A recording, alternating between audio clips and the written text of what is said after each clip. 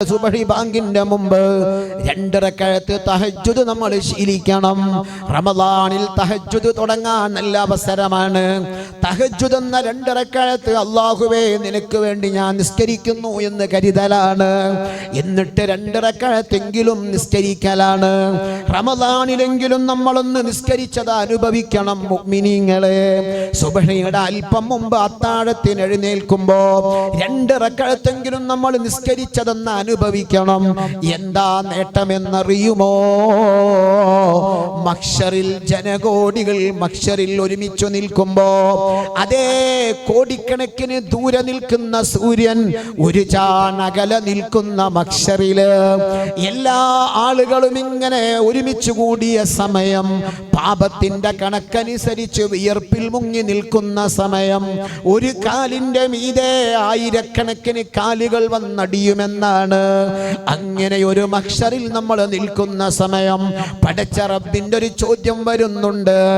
ഐനല്ലദീന തതജാഫാ ജുനൂബുഹും അനിൽ മളാജിഇ. പാതിരാ സമയത്ത് തന്റെ പുതപ്പക്കങ്ങ് മാറ്റി വെച്ചിട്ട് തന്റെ കിടപ്പറയിൽ നിന്ന് ചാടി എഴുന്നേറ്റവരാരാ? ആ സമയത്ത് തഹജ്ജുദിന് എഴുന്നേറ്റ ആളുകള് എന്റെ സാധാരണക്കാർ, ഔലിയാക്കൾക്ക് മാത്രമുള്ളതല്ല കേട്ടോ തഹജ്ജുദ്, പണ്ഡിതന്മാർക്ക് മാത്രമുള്ളതല്ല കേട്ടോ തഹജ്ജുദ്. നിങ്ങളൊന്ന് അനുഭവിക്കേണ്ടതാണത്. 2 റക്അത്തെങ്കിലും ഒന്ന് നിസ്കരിക്കണം. അല്ലാഹു ചോദിക്കുകയാണ്, കിടപ്പറയിൽ നിന്ന് ചാടി എഴുന്നേറ്റവരെവിടെ? ആ സമയത്ത് തഹജ്ജുദ് നിസ്കരിച്ചവരെ കൈവെക്കുന്നു. ആ സമയത്ത് റബ്ബ് പറയുന്നു, വിചാരണ തുടങ്ങിയിട്ടില്ല.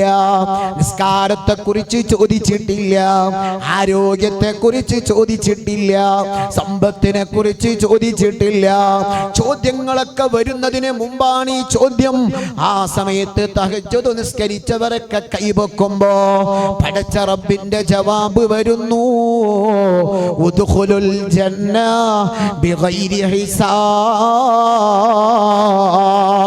സ്വർഗ്ഗത്തിൽ നിങ്ങൾക്ക് പോകാം, വിചാരണയില്ല.